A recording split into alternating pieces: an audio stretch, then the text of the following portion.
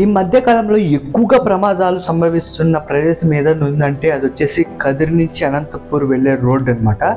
చాలా అంటే నేను వేటి న్యూస్ ఫాలో అవుతున్నాను. ఫర్ డే ఒకటన్నా కూడా అక్కడైతే ప్రమాదం అయితే జరగడం, చనిపోవడం జరుగుతుంది. రీసెంట్ టైంలో అయితే కనుక నేను చదువుకున్న మా ఎంబీఏలో మా జూనియర్ వాళ్ళ ఫాదర్తో కలిసి ధర్మవరం నుంచి వస్తుండగా ముదిగుబ్బ దగ్గర ప్రమాదంలో వాళ్ళ నాన్న మరణించడం జరిగింది. అయితే ఇది ఎలా జరుగుతుంది అస్సలు?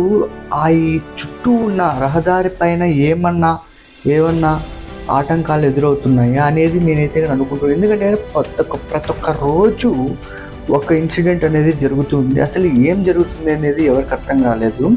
సో మీరు కూడా వేటి న్యూస్ ఫాలో అవుతూ ఉంటే కనుక అనంతపూర్ రోడ్ సైడ్ ఏ విలేజ్ ఉన్నాయో అవన్నీ కూడా మనము గమనించినట్టయితే ఫర్ డే ఒక్కటినా కూడా జరుగుతుంది.